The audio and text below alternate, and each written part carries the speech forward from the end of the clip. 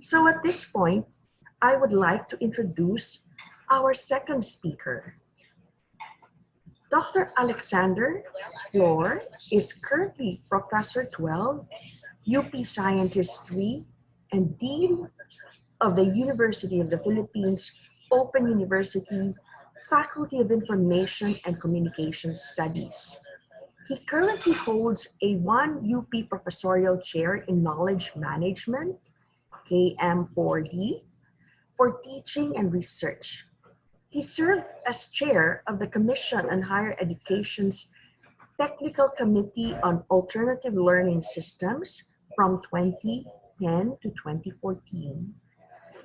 He is Vice Chancellor for R&D of the UP Open University from 2002 to 2004 and the founding manager of the SEANEO SARCA Knowledge Management Program from 1998 to 2002. He has worked with the University of the Philippines since 1976 and has served as a technical advisor in 18 countries under official development assistance missions.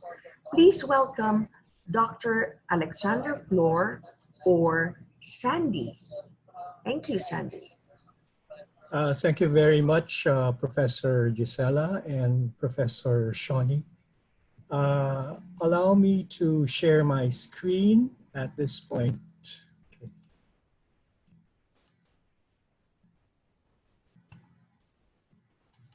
Now, the title of my presentation is The Path of Least Resistance, a Sensible Approach to Online Learning Migration.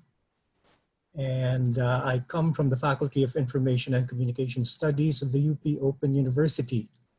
Okay. Well, I am not ashamed to say that I am now a fan of Dr.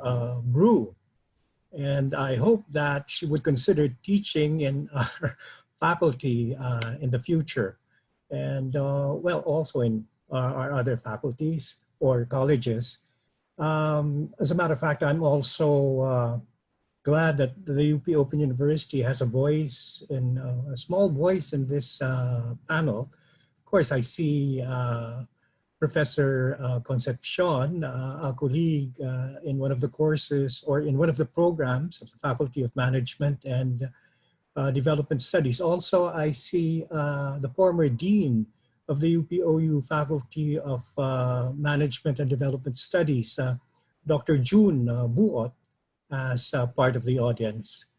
Okay, now I would like to begin this presentation with a caveat, a disclaimer. The views and opinions presented herein do not necessarily apply to basic education and technical vocation or technical and vocational education and training. Okay. Now, having said that, we begin by a greeting to our audience, my fellow lifelong learners. Good morning to you. And I could hear the groans and sighs that met that phrase, lifelong learning. Yes, we are indeed in a very peculiar situation, which many describe as the big shift. You know, meta disruptions. These are phrases that have been used in the past decade on a different context, but now we're actually experiencing this in our craft, in our professions. Okay? We are experiencing enforced digital transformation, the digital transformation that is supposed to come slowly, or not really slowly, but not this dramatically, along with the pandemic. You know? And some have described this phenomenon of migrating from mortar and brick face-to-face instruction to online learning as a societal proof of concept, a proof of concept at the societal level, okay? Excuse me, I have to go back to my sharing once again. This massive migration has also led to imposed capacity development. You will note that even basic education teachers, colleagues from other higher educational institutions, units at the University of the Philippines are now undergoing this, this webinars, a webinar here, webinar there, on learning management systems, on online learning ships and so on. Many of us at the UP Open Universities have been engaged by other universities to assist them in this. And well, the thing is, we only have a couple of months, actually a month left before the start of the school year. And is this thing really happening? Is this really expected from us? To quote a colleague from the UP Los Baños, at a point when I felt that I knew everything I had to know about my craft as a teacher, I am forced to learn online teaching. You know, many of us here are with the academe, and many are senior citizens like myself. And many also feel that this may have come late in our respective careers. Okay. Now, at the University of the Philippines, for instance, we have the memorandum from the Office of the Vice President for Academic Affairs, and I'm happy that AVP Alisa is with us this morning. Memorandum number 2020-68 says that the pre-COVID-19 UP system plan entailed strategies that would expedite the paradigm shift to lifelong learning. This has been, this was being planned all along. The system plan will accelerate changes in pedagogies and assessment, including the blending of face-to-face, virtual, and experiential coursework. And it would provide course packs at the start of every semester, facilitate independent learning as a value in itself, and most especially to make up for disruptions in the learning process. And this will ensure that students will continue to thrive in their learning environments, engage in learning leveraging digital and information technology, learn with appropriate pedagogical practice suited to their enrolled course, and create through various learning partnerships, which has led us to a number of questions. Well, of course, what is expected of us? To me, it is clear that the memorandum has given a detailed answer to what is expected of us faculty members who are involved in this shift. Yeah? And the question, can we realistically fulfill this expectation? Well, that, of course, is another question. What is it that prevents us from fulfilling this expectation? Okay. How can we fulfill it? As I said, many of the answers to these questions are found in the memo, but the feeling that this thing is really happening and we need to be ready in the very near future, because it is just, it's just around the corner, and we have to be ready with our course packs, etc., etc. That really gives some form of anxiety, right? Now, let me see, what should we do? Are we able to do this? Now, I'm going to give you a few assumptions that hopefully will relieve us from these anxieties. Okay, and of course, a number of clarifications also that will follow this slide. Insofar as assumptions are concerned, my first one is that one size does not fit all. one size does not fit all. Okay, we have a set of guidelines on how to put together a course pack, what the components of the course pack are, and a mention has been made that we have course packs at the UP Open University, but you see, this is the template does not necessarily follow throughout all the programs and all the courses in the programs that are being offered. As a matter of fact, your online classroom content, delivery, pedagogy, and assessment cannot be predetermined or designed for you, nor can it be encapsulated as per guidelines. I would think that that would be an infringement of academic freedom. And also that we tend to follow the path of least resistance. But of course, we need to start somewhere, and that is where the guidelines in the memo come in. You know, we need to begin the process. And yes, we begin with a template on course packs, for instance. But what we need to answer at this point is, what does this paradigm shift really entail?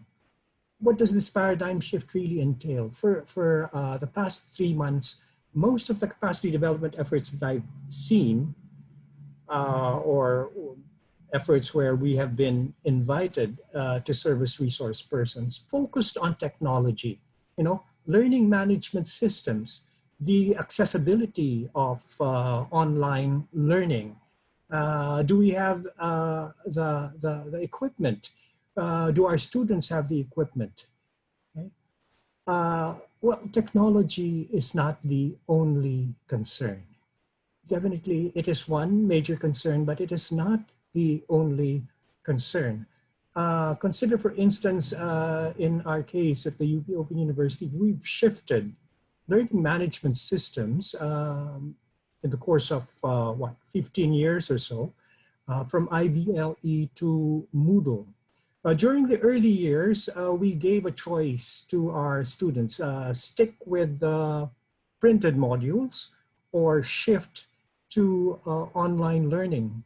And we found in those early years that you could actually run an e-learning course with just a smartphone and an email account for a student. You could actually do or send materials via an email account and do the discussion forums in any chat platform. Okay. Technology is not the only concern. There has to be corresponding shifts in pedagogy, content, and assessment. I've likened this to a 4-post bed. You know, one post would be your technology or your learning management system, your delivery system. Another post would be your pedagogy. The third would be the content. And the fourth would be the assessment. If there are changes in any of the measurements of or any of these 4 posts, then there has to be corresponding changes in the others. Otherwise, you will have a very unstable bed. Okay? And this is what we may be encountering in the future if we're not careful. Online learning entails open education. It is not just a matter of adopting an online delivery system and then everything will fall in place. No, it entails the adoption of open educational philosophies also. Make sure that the teacher becomes, quote, a guide on the side, not a sage on the stage. We have to be ready for the fact that we are not the main authority or the sole authority in an online classroom. At any point, your student could click his mouse and tap a TED Talk or a book by Noam Chomsky, for instance, if you're teaching the socio-political economy of the Philippines and so on.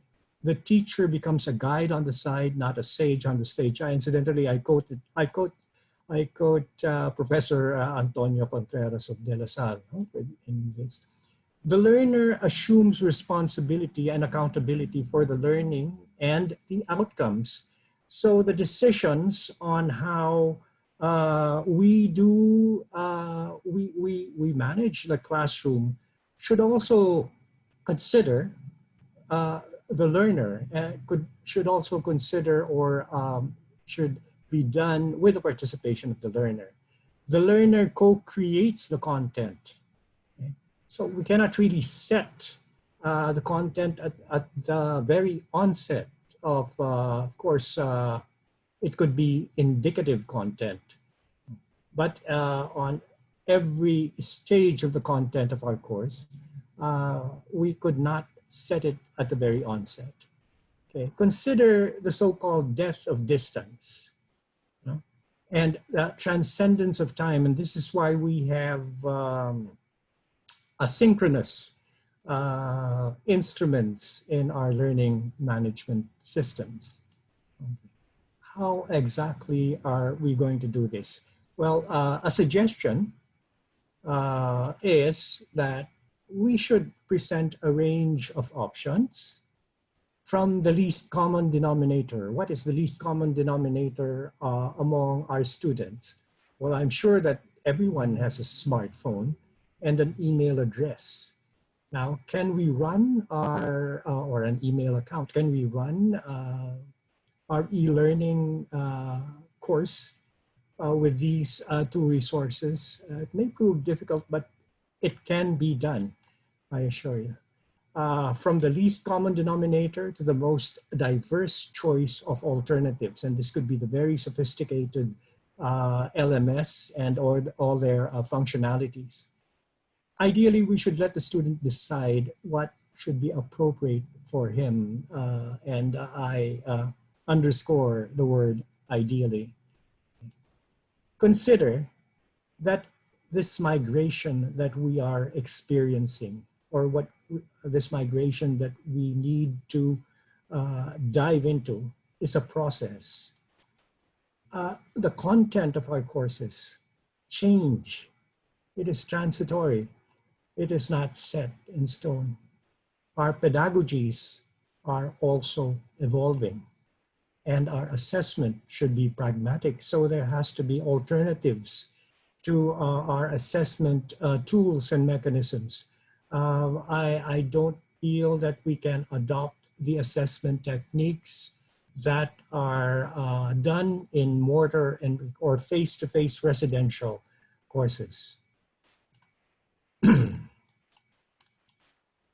Now, I'd like to quote Celeste Ann Castillo Llaneta of the College of Education in an article that she wrote, no? Plans, Possibilities, and Progress, UP Academics Move into the Next Normal.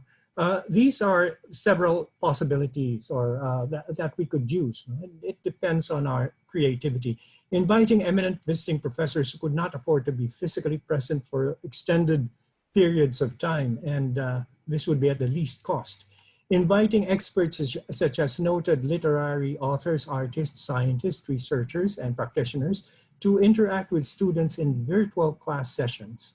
Using uploaded plays, artwork, music, TVUP, Gigi Alfonso's TVUP, panel discussions, and MOOCs. We have several MOOCs or massive open online courses that may be integrated into formal offerings that are currently available. Offering modular courses in sequence within a semester when feasible, incorporating available virtual reality applications in courses. That students without online connections are able to access uploaded works and recorded sessions with experts asynchronously. There are several ways of exploring what can be done because of this depth of distance and transcendence of time and the technologies that are available. Okay. Let me share a couple of insights, and I'm moving to the end of my presentation. we need to begin by attempting to adopt a template. The course pack template that the OVPAA has suggested would be a good start. But we will soon learn that a single template cannot be applied on the diverse areas or knowledge covered by the university. One size does not fit all. And the template's usefulness ends where our creativity begins. Look, at this first attempt, we cannot be faulted if we do not get it right. We cannot be faulted if we do not get it right. I think the most realistic expectations at this point is, we do this on a best effort basis. Arriving at our online and flexible pedagogies is an evolving process, an individual journey filled with personal realizations, even if we have reached our senior years. We will arrive at our own online teaching styles, but it would take some nurturing and cultivation. Now, our takeaways. Online and residential instruction are fundamentally different. Online learning entails open education, a built-in bias towards metacognitive outcomes instead of plain cognitive outcomes. Metacognitive outcomes would be the operative word. Be a guide on the side, not a sage on the stage. Let the learner share responsibility and accountability in achieving learning outcomes. Let the learner participate in creating the content of the course. And let us not play this cat and mouse game with a student that assumes that students would cheat whenever they can, and it is our primary duty and responsibility to catch them when doing so. Consider the distance between the teacher and the learner. This would really limit the auditing role that some of us would like to assume. So we explore distance and time flexibilities, and we should experiment with content, pedagogy, and assessment. There are alternatives actually, and we need to seek to develop our own remote, you could say unique, teaching styles. This ends my presentation, my dear colleagues. Thank you very much for listening. Thank you, Dr. Flor. This very, very thought-provoking talk of yours. And it requires high-level thinking, rethinking of how we should continue to teach our students. And we're now thinking of ourselves as teachers as just accompaniments. This is the theme of former Chancellor Tan's address to the UP Diliman graduating class the other day. So, are there any questions from the audience?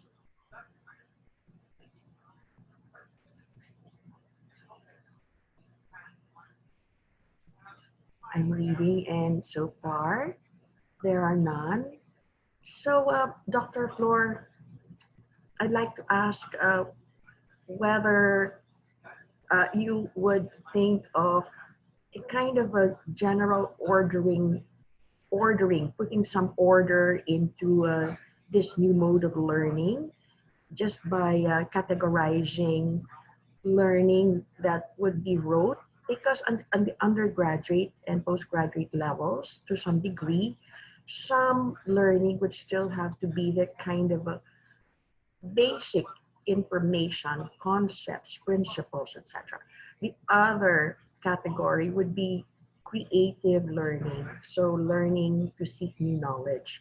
So could you tell us, share with us your ideas on how you might, shift your paradigm for learning in this time of remote learning to address the more rote type of learning versus the creative learning? And I know a bit of how you've been trying to do it at the UPOU courses. Because Thank you very much for, I've seen your framework. yeah. Yes. Thank you for the question, Professor Gisela. At the beginning of my presentation, I shared with you a caveat saying that my views and opinions regarding the topic would not apply to basic education. That would be K to 12 Yeah. and TVET, right? Where you need skills training and so on. Now, before anything else, I would like to say that we at the Open University represent an entire spectrum of philosophies on open education. I happen to occupy the more liberal side of that spectrum, and hence the assumptions and the tips that were provided. Now, for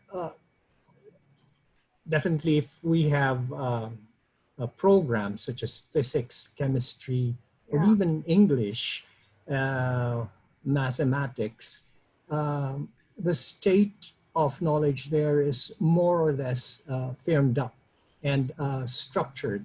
The ontologies are really, or the structures of the ontological structures are firmed up already. And so there are basic things that a student need to know, particularly at the undergraduate level when we do not, well, these are basic things that we do not need to question. I think my explanation here would be in a form of a question to you. How do the majority of our young people learn nowadays, or even among us? When we need to know something, what do? We Google it, right? Okay. And it depends on our, our better judgment, which of the documents that would appear in our screen we would believe in. Of course, we have to consider what Dr. Brew said about misinformation, disinformation, but we do have a certain amount of, judgment that we could rely on. Another question is, think of the three most important skills that we have right now as professionals.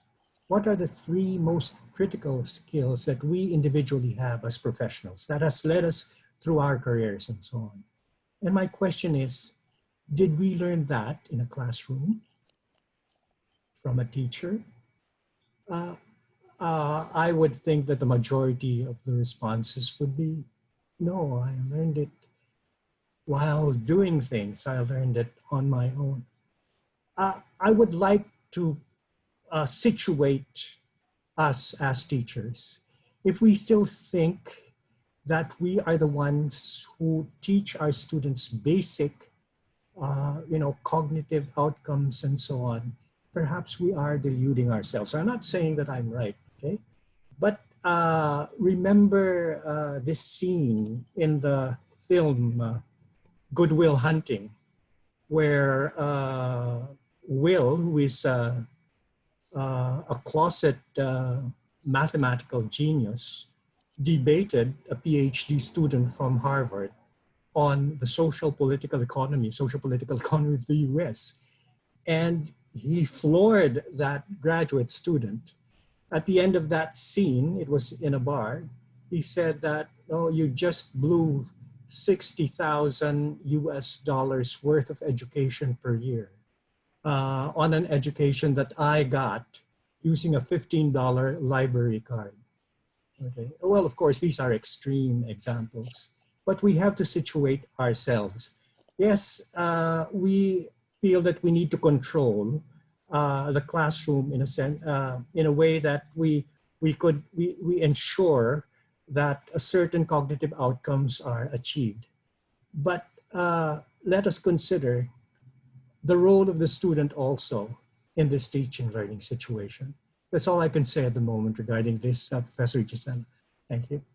So in the interest of time, we're just going to read the questions to Dr. Flor, and there are several. So one from Dr. Raimundo. Um, you said learners should create content, and I agree with that. I think that's a major challenge.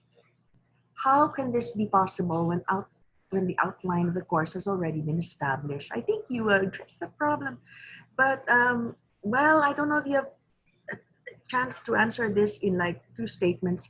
There are other questions. This is from Aimee Lindupo. Hello, Aimee. Nice to see you here. How might we convince faculty that learning is not about the faculty being at the center of it all? I think there's affirmation there for all that you said so far from those two questions. Another from Richard Dambalo. Dr. Flor, thank you very much. I particularly like your statement, let the learner share in creating the content. A lot of students are technology savvy, millennials with a lot of ways to source for computer applications and research info through social media, Google, Internet, YouTube, Facebook, and other sources. Teachers will have to guide students and screen the vast amount of info that students gather. This will be the big responsibility of teachers. I think we totally agree. Discernment, okay? Guidance.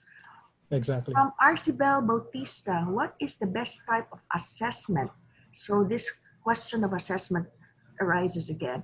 Can you advise to give to the faculty for this online learning in order for us not in the situation of a cat and mouse? Yeah. So Okay. all those questions, maybe just a few minutes. Yeah, just a couple of things regarding Prof. Sioni's question. We do have, a strategy such as the learning log, where students would contribute the most the latest knowledge on a certain concept. And this is actually upvoted or downvoted by other students. Okay, that's one. Regarding assessment, there are several alternatives. Assessment has not been present in university systems for that long. Before the 1500s, the earliest universities did not have any tests or so on.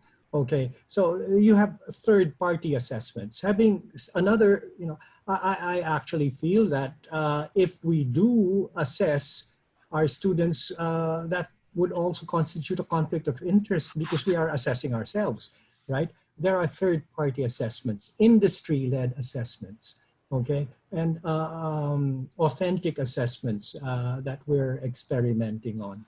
But of course, this discussion should be done in another platform. Thank you very much for your questions.